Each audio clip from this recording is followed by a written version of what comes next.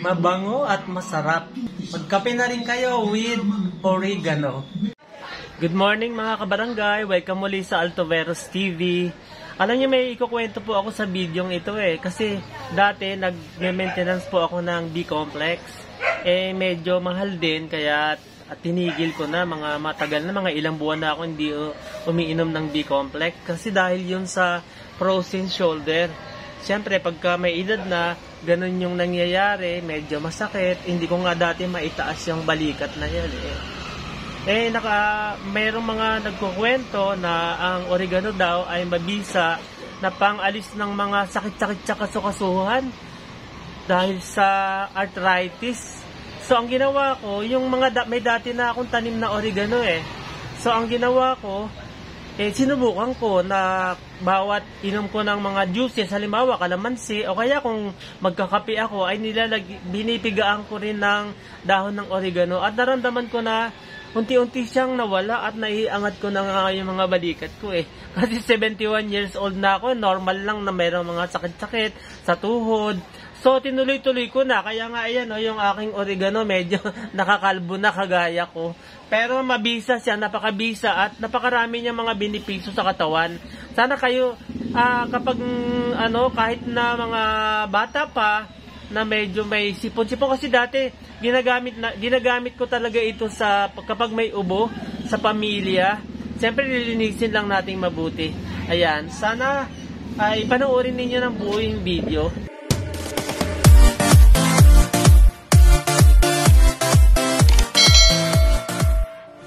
Dahil nga kaunti na yung natitira dito, so meron akong mga tanim na bago.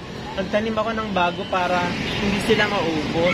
At madali lamang sila patubuin kahit na nasa mga paso-paso lamang. Kukuha lang tayo ng mga dahon. Siyempre yung mga medyo, kahit maliliit siya pero medyo makakapal. Yun, kasi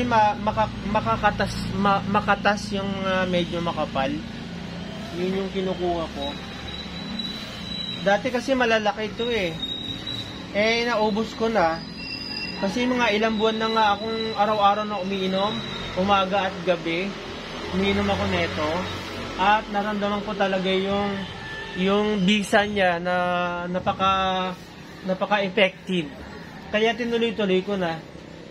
So hindi na ako bumibili ng vitamins B complex dahil nga natugunan yung aking pangangailangan sa pamamagitan ng oregano. Ayan So yung mga ganyan lamang karami, pwede na yan. Ang totoo mga kabarangay, kapag inuubo ako, kaya merong sipon, yung oregano lang din ang iniinom ko Hindi ako bumibili ng gamot sa ubo. Mabisa siya, napakabisa po, subukan nyo po. Pagkatapos na mahugasan, siyempre kung nagsasaing tayo, isasapo lamang natin yan sa sinaing, ganyan. Tapos maya-maya, huwag masyadong matagal, malalanta na yan, ganyan O kaya naman, kung nagiinit tayo ng tubig para sa kape, ihulog natin doon. Huwag masyadong matagal, malalanta na yan kaagad. Tapos, hanguin na. Pagkatapos, kung malamig na siya, siyempre, ibipiga na natin yung sa kape. O kaya, kung ano man yung nais nating inumin, kahit na mga juices, o kaya kahit sa tubig, pwede rin yun Kailangan lang malinis ang kamay natin. Makikita nyo dyan. Siyempre, ako naman ang iinom dyan. Nagugas ako ng kamay. Hindi naman pwedeng marumi ang kamay natin kasi baka may mga mikrobyo, nakahawak tayo ng kung ano-ano. Kailangan malinis. Kasi mahirap din magpiga-piga niyan kung magsusuot pa tayo ng plastic gloves. Eto na po. Amoy pa lang. Ang bango-bango. Mapapangiti ka talaga kapag nalanghap mo siya. Mabango at masarap. Higit sa lahat, alam natin na marami siyang pakinabang, mga benefits, health benefits sa ating katawan. Magkape na rin kayo with oregano.